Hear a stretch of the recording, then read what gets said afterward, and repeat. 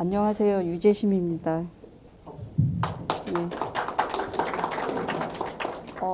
제가 발제를 하기는 하는데 제가 좀 우려되는 부분이 저는 사실 공학 박사입니다. 그래서 오늘 이렇게 발제하는 내용들을 들어보니까 대부분 다 문사철하고 관계되시는 분들이 발제를 하기 때문에 제가 좀 틀린 내용을 이야기할 수도 있고, 그리고 저의 관점에서 이제 인문학을, 접경지역 인문학을 해석한 거기 때문에 좀 제가 다른 이야기를 하더라도 좀 너그럽게 무식한 공학도가 저렇게 나와서 이야기를 하는구나 그러고 좀 웃어 넘기셨으면 좋겠습니다. 목차는 제가 이야기하고자 하는 그 스토리 라인을 따라서 정해봤는데요. 장소성의 재현, 그리고 인문공간의 재현 사례, 그리고 DMZ 인문학을 어떻게 이벤트화 시킬지 요거, 그리고 마지막으로 제가 하고 싶은 말을 드리겠습니다. 이 슬라이드 1, 2번은 사실 2018년도 이후에 우리나라 그 공공기관 23개에서 183개의 정책 사업들이 나와서 이렇게 어지럽게 사업들을 막 나열을 했습니다. 그리고 다 추진할 것처럼 이렇게 해서 마치 그 북한의 막 개발구까지 다 개발할 것처럼 그때 전문가들하고 정치인들이 많이 이야기를 했는데 이 사업들을 넣은 이유는 이 슬라이드를 넣은 이유는 여기 계신 인문학 관련한 그 포럼 관계자들이 여기에 찬성을 하는지 좀 되묻고 싶어서, 그리고 그것이 DMZ의 정체성을 설명한다고 생각을 하는지 이 부분을 좀 묻고 싶어서 넣어본 겁니다. 그리고 그 학자들이 말하기를 어떤 의미 없는 공간의 의미와 특출한 특성과 자기의 기억과 이런 것들을 재현을 하면 그게 장소가 되고, 그 장소를 다시 내 마음, 내가 그 뜻하는 바대로 다른 사람한테 전달을 해서 그게 설명이 되면 또 새로운 장소성이 만들어졌다고, 이렇게, 그러니까 그 장소에서 장소를 재현하면 또 재구성해서 새로운 장소성이 생기고, 이런 관계를 공간과 장소의 관계를 설명한 그 학자들의 말입니다. 그리고 제가 그 자료를 좀 염려스러워서 자료를 만들 때 그 중앙도서관에 가서 장소성이라는 단어를 검색을 해봤습니다. 그랬더니 학위 논문만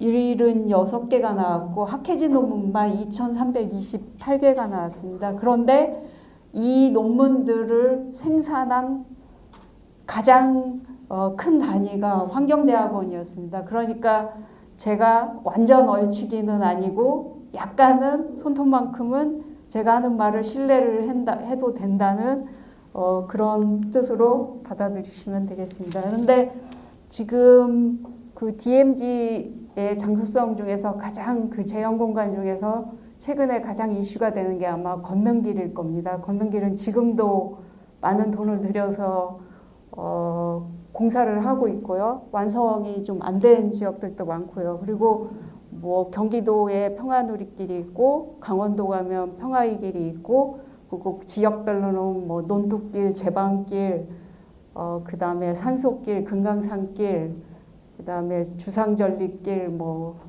또 잔도길, 이것도 있고요. 그런데 재현을 하고 나서 보니까 이게 지금 계획과 설계 과정에 인문학적인 요소들이 들어갔는지, 혹은 인문학자들과의 거버넌스가 되었는지, 그래서 그 지역의 정체성을 잘 표현을 했는지에 대한 논란이 많이 일고 있습니다. 이게 예를 들면 잔도길이냐 데크길이냐, 혹은 주상절리길이냐 주상절리 데크길이냐, 이렇게 새로운 논란거리들을 생산을 하고 있어서 지역적 문화적 맥락에서는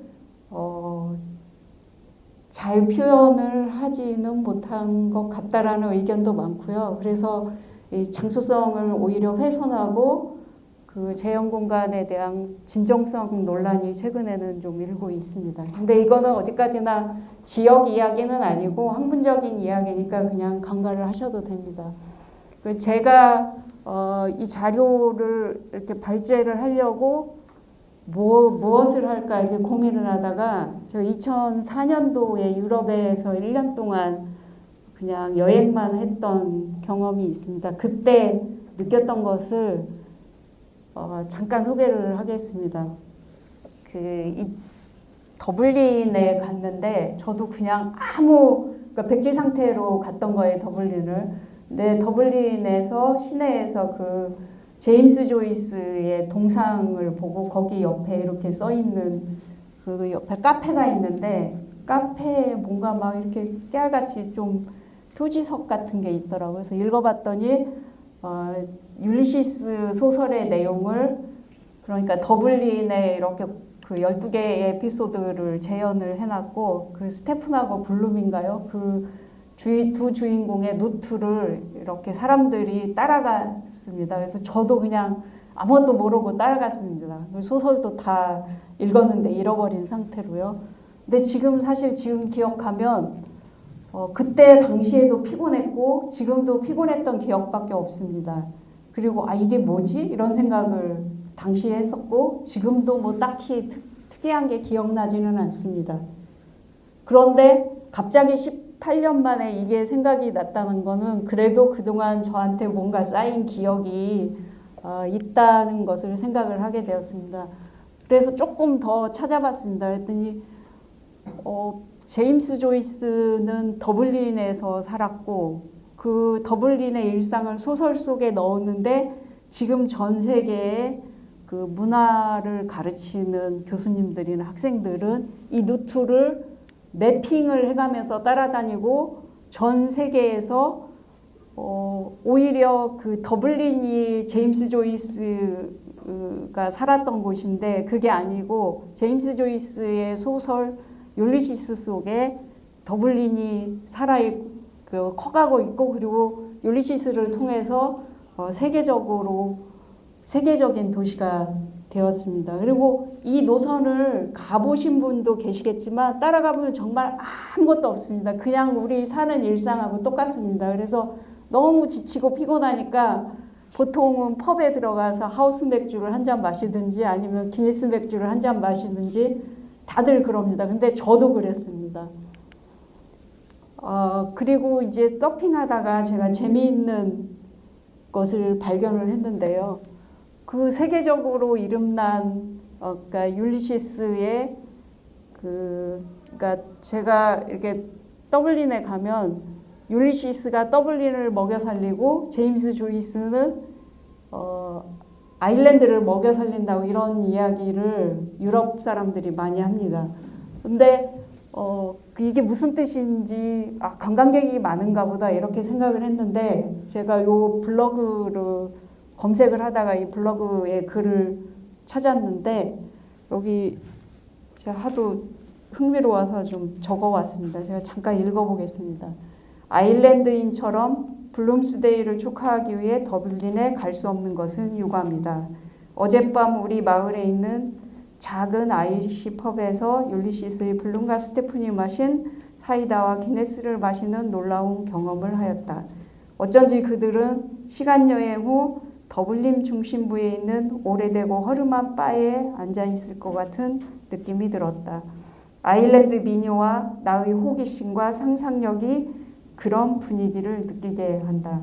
그래서 더블린이 율리시스가 만든 더블린이라는 장소는 이미 세계화되어서 모든 사람들이 더블린을 상상하고 더블린의 것을 이렇게 취하게 되고 자기 자신이 그것을 또 상상해서 장소성을 재생산하는 그런 일들을 세계에서 하고 있습니다. 그리고 그때 이제 진짜 마음이 너무 아파서 기억나는 게 그 브론테 다들 아실 겁니다. 여기 브론테 마을을 가려면 차를 끌고 거의 1시간 정도로 이런길을 이렇게 운전을 해서 갑니다. 가다가 보면 이탄층이 이렇게 좀 드러나 있기도 하고 그런 마을인데 저는 사실은 여기 가려고 한 게 아니라 저기 스카브로 해변에 갔다가 우연히 거기에 보면 언덕배기에 추우니까 그 세인트 메리라는 교회가 있어요. 교회 앞에 좀 따뜻한 곳에 이렇게 앉았는데 그 묘비명이 이렇게 읽어보니까 앤 브론테였고 그 글을 읽고서 무작정 그냥 차를 몰고 갔습니다. 그래서 최근에 찾아보니까 이게 2시간 조금 넘게 갔더라고요.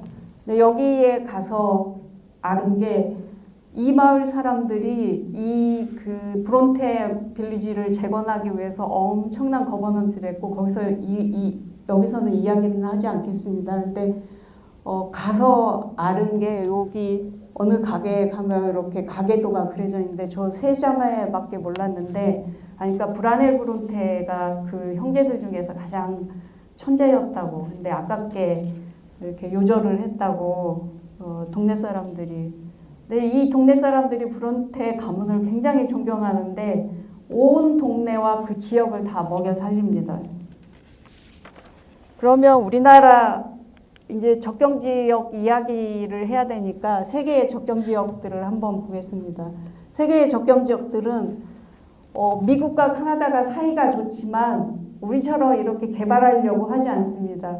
일정 구간에 뭐 대부분 다 5km 양쪽으로 5km인데 구간에 그린벨트를 형성하고 여기 건물이 없잖아요. 카나다하고 미국 사이에. 그리고 스웨덴과 러시아도 마찬가지고 아프리카 지역도 마찬가지고. 근데 우리처럼 적대적인 관계이면 장벽을 쌓는 게 보통이고 이렇게 친화적인 관계일지라도 절대 이상한 건물이나 공장이나 이런 걸 짓지 않습니다. 그리고 이게 이제 제도화돼서 접경지역 TBR 그러니까 접경 생물권 보전지역 이런 걸로 제도화하고 법제화해서 표면상으로는 생태계 보전을 하지만 실제로는 충돌과 분쟁을 방지하기 위한 이격거리를 이렇게 형성을 하고 있습니다. 근데 우리나라 그 접경 지역은 대화도 지금 3년 넘게 안 되고 있고 딱 봐도 남북 간의 경제력 차이가 엄청나게 크잖아요. 그런데 이렇게 오랫동안 개발 계획을 취소하지 않고 오랫동안 끌고 가는 나라는 전 지구상에 우리나라밖에 없습니다. 근데 그래서 제가 이제 다른 과제에서 제안을 한 게 이 개념인데요. 그 간단하게 이게 군사적 통제 보호구역 있잖아요. 그 지역을 TBR로 좀 추진을 해서 지금까지와는 다른 방식으로 지역이 먹고 살게 좀 구상을 해보자 이런 의미였습니다. 그래서 동서로 이 인문학 포럼이니까 동서로 인문 공간을 재현하는 방법들을 고민을 해봤는데요. 여기에 지금 그 옹진군부터 고성까지 동서로 연결하고 통합할 수 있는 인문자원을 발굴을 해보려고 제가 검색을 했습니다. 그런데 검색을 하는 과정에 이렇게 인물들이 나왔는데 이거는 아무 의미 없습니다. 제가 그냥 귀에 익은 사람, 유명한 사람 또는 제가 좋아하는 사진을 찍었던 사람 뭐 이런 분들을 그냥 넣는 겁니다. 근데 여기에 좀 의문점이 생겼습니다. 첫째는 이분들을 지역에서 내세웠을 때 지역에서 그 여론 통합이 될까 그거 하나. 그다음에 두 번째는 동과 서를 이렇게 연결하고 관통해야 되는데 누구 한 명을 이렇게 끄집어내서 그분을 부각시킬 수 있을까? 이것도 거버넌스의 큰 그 난제죠. 그래서 제가 생각한 거는 아까 많은 분들이 그 고전 속 이야기를 하셨는데 남북이 공유하는 인문 자원을 한번 내보자. 그리고 접경 지역이 모든 사람이 공유하는 자원을 한번 끄집어내자. 사실 이거는 제가 인문대학의 공학 박사인데 인문대 가서 한 학기 동안 원통 18세기를 공부한 적이 있었는데 그때 구상을 했던 내용입니다.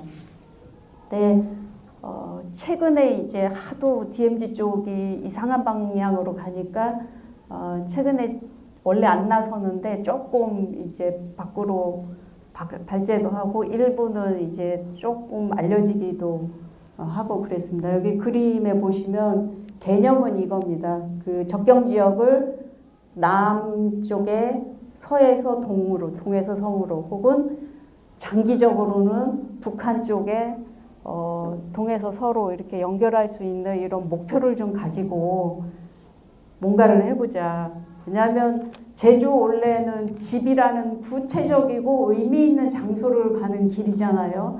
산티아고 가는 길은 산티아고 콤포스텔라라는 대성당의 그 의미 있는 장소를 찾아가는 길이지 밑도 끝도 없이 걷기만 하는 길이 아닙니다. 근데 우리나라의 그 DMZ 평화의 길은 컨텐츠가 없어요. 그래서 재생산이 안 되기 때문에 가다가 멈추고 정처 없이 걷다가 뭐가 안 좋으면 중단되고 이런 중단되면 지역에서 뭔가가 재생산이 되어야 되는데 그것도 지금 안 되고 있습니다. 그래서 나쁘다는 게 아니고 근데 이 아이디어는 어디서 나왔냐면 바로 고전 기록에서 나왔습니다. 아까 말씀하신 이곡은 이색의 아버지인데요. 이분이 고려 말기에 그 기행문, 그러니까 동유기라는 기행문을 작성을 했는데 거기에 보면 13일 동안 걸어가면서 쭉 이렇게 그 풍습과 뭐 그 들은 이야기 이런 것들을 기록한 게 있습니다. 그래서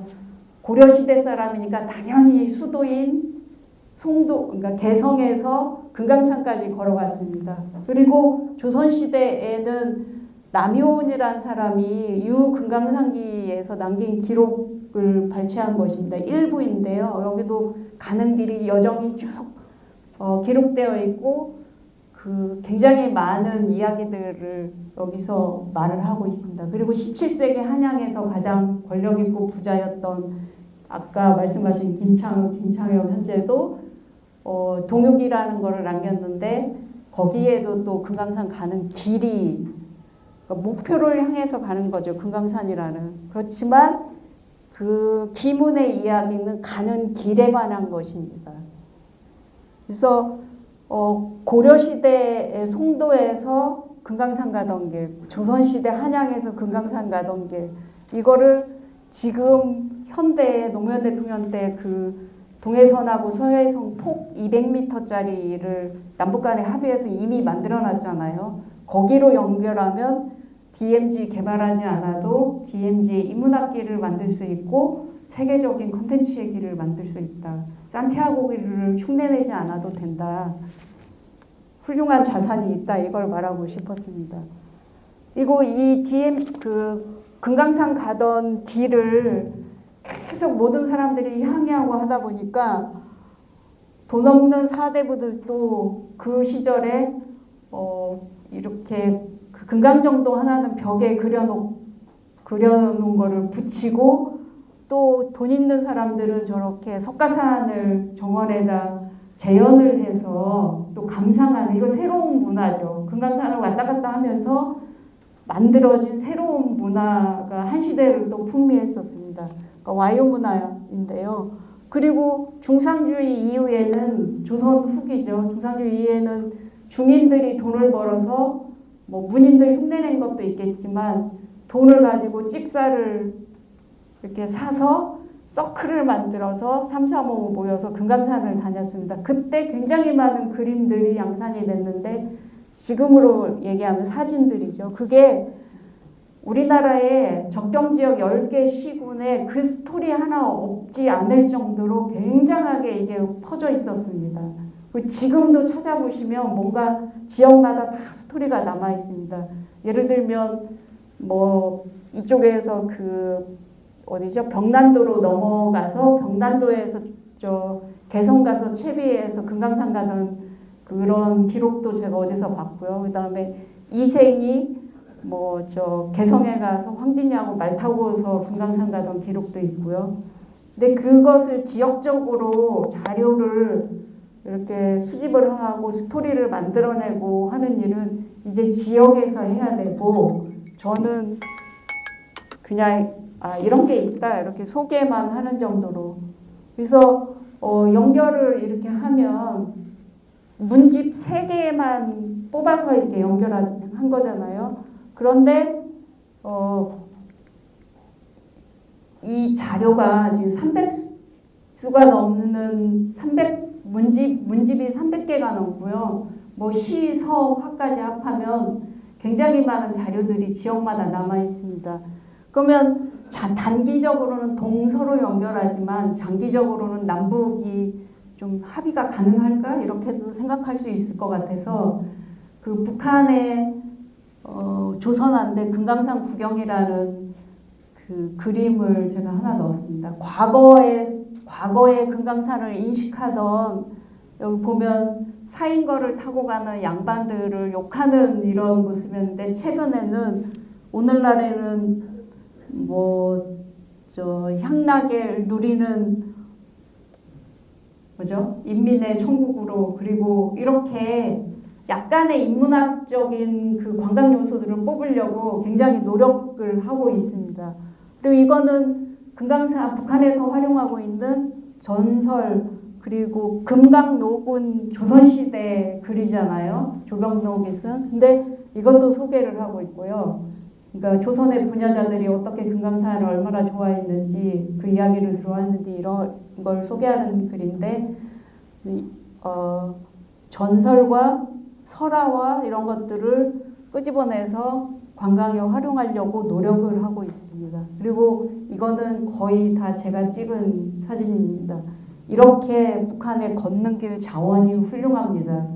여기는 철원에서 지금 평강에서 철원을 바라보고 찍은 사진이고요. 왼쪽에는 저기는 추가령 부곡, 여기는 고산에서 저 산에 이렇게 보이는 게 철령입니다. 임진강 끝에 가면 나오는 철령이요. 그리고 이게 이제 고산 과수농장 길이고요. 굉장히 아름답습니다. 그래서 북한도 길도 훌륭하고 민박집도 훌륭합니다. 여기서 소개는 못 드리지만 민박집도 훌륭하고 또 세미나를 통해서 의사를 타진한 적이 있었는데 남북관계 좋아지면 자기들이 먼저 나서서 해보겠다고 왜 돈 투자 크게 안 해도 지금 있는 자원 갖고 활용할 수 있거든요. 그런 의사까지 충분히 들었습니다.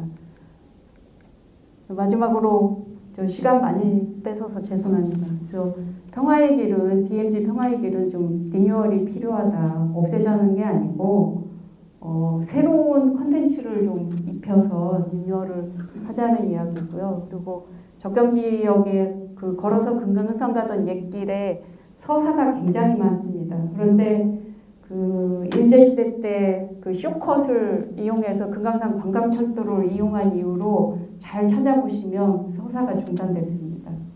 그래서 공간을 재현할 때는 접경 지역에서는 그 걷는 길도 굉장히 유효하다.